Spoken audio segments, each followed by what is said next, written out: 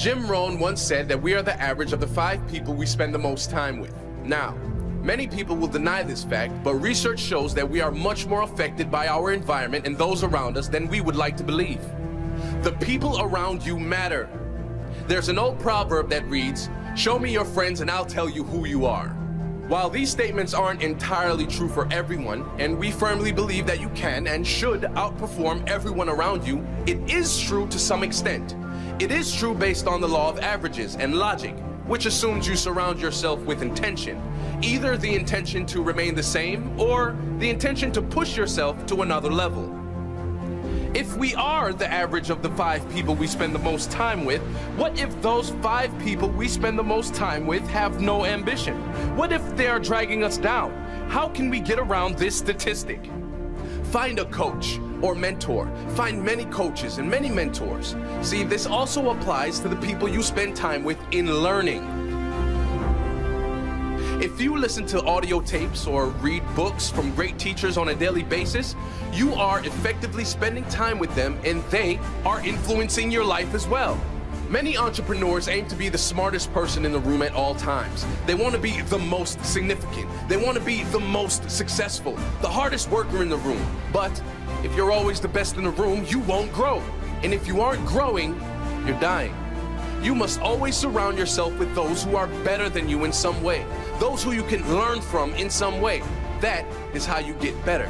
Just like great competition brings out the best in great athletes, great people bring out the best in you. Surround yourself with winners. Surround yourself with people that have things you want. With people that will force you to raise your own game. With people that will help push you forward. Not because they will give you handouts, but because seeing them live life at a higher level will force you to get there yourself.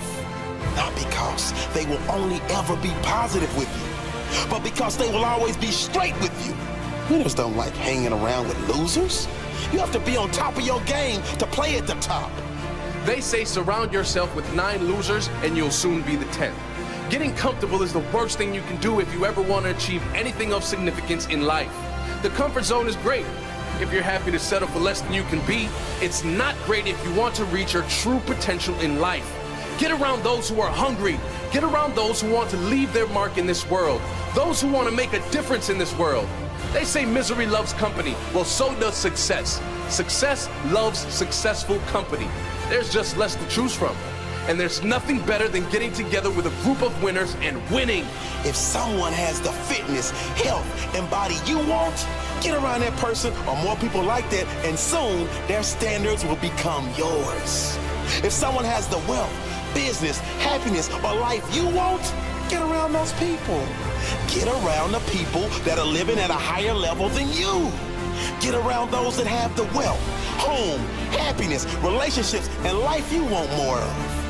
Get in alignment with success by surrounding yourself with only those living at the highest level.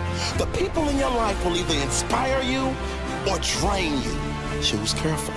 The people in your life will either inspire you to be greater than you are or drain the life out of you. Choose carefully. Get in chat rooms or communities where others share the same ambitions, but do not expect positive changes in your life if you surround yourself with negative people. If you are only hanging around people who drag you down, those people who can always find a reason why it can't be done, that will also become your reality. You will never see a successful person hanging around a dream killer. If you want success, hang around dream chasers. Find someone that is doing what you want to do, follow them, consume their material, read their books, listen, and learn. The more you learn from these people, the more you will become like these people. Now, you might have to cut some negativity out of your life, and it won't be easy. But what do you want from your life? Negativity is a virus. You must get it out of your life. Otherwise, you will be the one that suffers in the end.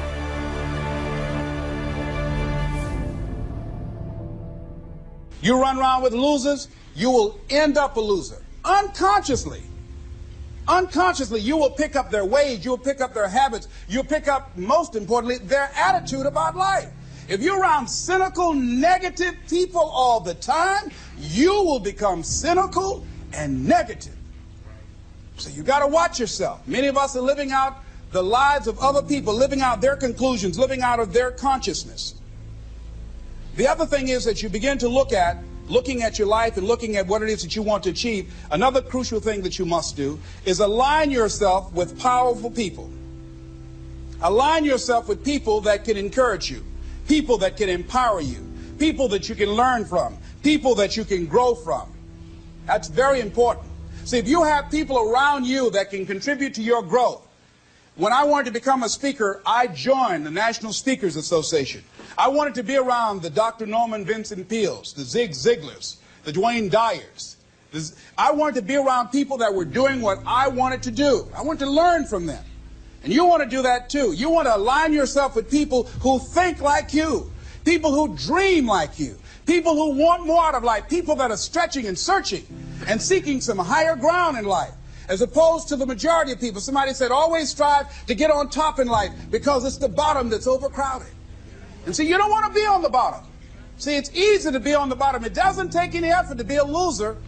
It doesn't take any motivation, any drive in order to stay down there on a low level. But it calls on everything in you, ladies and gentlemen. You have to harness your will to say, I'm going to challenge myself. Sometimes I have to pull myself out of bed and say, come on, Les. Things I know I should do, I don't do. Things I shouldn't do, I do. I found that the biggest enemy you have to deal with is yourself. There's an old African proverb that says, if there's no enemy within, the enemy outside can do us no harm.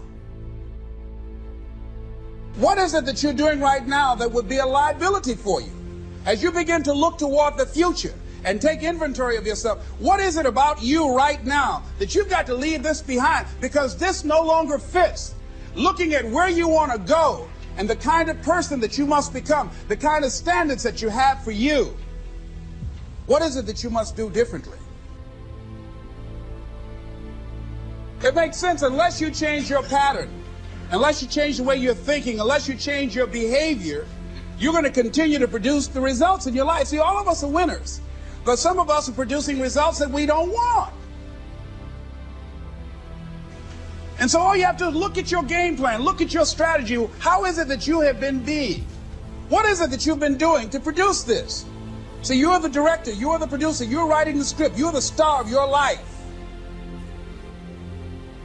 And as you begin to look at your life, you can decide whether or not it's a smash or whether or not it's a flop. That's in your hands. Look at your life, look at where you want to go. Don't worry about your circumstances. Don't worry about your age. I have a friend who's up in age, over 70, and she wanted to build a multi-million-dollar complex. Her name is Dr. Johnny Coleman. Lenders and bankers say, you can't do that, you're too old. She ignored them. That building now stands, ladies and gentlemen, a multi-million-dollar structure. But there are a lot of people who would have listened to that. There are a lot of people that would not have even gotten to that point. They would have talked themselves out of even going down to the bank to ask for it, because they've already said no to themselves. See, it's time now. If you want to make this your decade, you've got to start saying yes to your life. You've got to start saying yes to your dreams, yes to your unfolding future, yes to your potential, as opposed to saying no. See, 87% of our self-talk is negative. So you've got to make a conscious, deliberate, determined effort to say yes to your dreams. Why not? Why not me? Don't spend time like most people going through life complaining. It doesn't matter what happens to you. The only thing matters, what are you going to do about it? We have the power to change our personal history, changing the direction of our lives, changing our thoughts, changing where we want to go, exploring new horizons.